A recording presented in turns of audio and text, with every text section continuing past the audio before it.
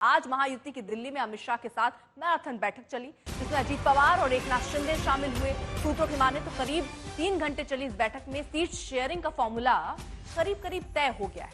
और सूत्रों की माने तो एनसीपी और बीजेपी के बीच मनमुटाव खत्म हो गया है। बीजेपी कुछ सीटें एनसीपी को देने को तैयार है। सूत्रों से यह भी जानकारी है कि नवाब मलिक की उम्मीदवारी का बीजेपी ने विरोध किया है। नवाब मलिक कई मामलों में जेल में सजा काट चुके हैं, इसी कारण उम्मीदवारी खारिज कर दी गई।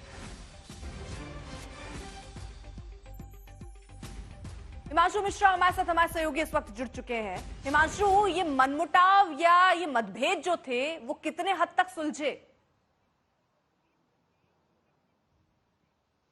देखिए, मुझे लगता है कि बहुत हद तक सुलझ गए, क्योंकि 23 सीटों पर जो है वो विवाद था।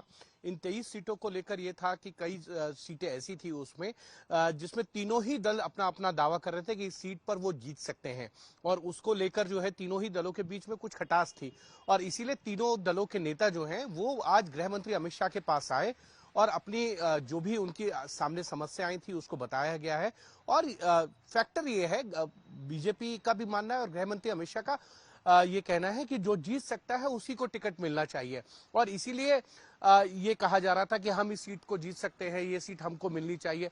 और आज अजीत पवार आए, उनके साथ प्रफुल्ल पटेल थे, दूसरी तरफ एकनाथ शिंदे थे और देवेंद्र फडणवीस, बावनकुले, ये सब तमाम नेताओं ने मुलाकात की। 4.5 घंटे के करीब जो है ये बैठक चली है और इसमें ये तय किया गया कि नायाब मलिक जो है उनको टिकट नहीं दिया जाएगा, उनकी बेटी को टिकट दिया जाएगा। और दूसरी तरफ जो है भारतीय जनता पार्टी के जो घोषित एक उम्मीदवार हैं, वहां पर एनसीपी गुट चाहता था कि उनको टिकट दिया जाए, तो वो सीट को भी बदलने के लिए तैयार हो गई है भारतीय जनता पार्टी। तमाम इस तरीके की कुछ चीजें थी जिसमें कहीं ना कहीं तीनों दलों के अंदर जो है डिफरेंसेस थे, उन डिफरेंसेस को दूर किया गया। और मुझे लगता है आज देर रात या कल दोपहर तक भारतीय जनता पार्टी की दूसरी सूची भी आ जाएगी और बाकी दोनों दलों की भी सूची जो है उम्मीदवारों की जल्द से जल्द सामने आएगी। आप नजर बनाए रखिए, आगे आपसे अपडेट लेंगे।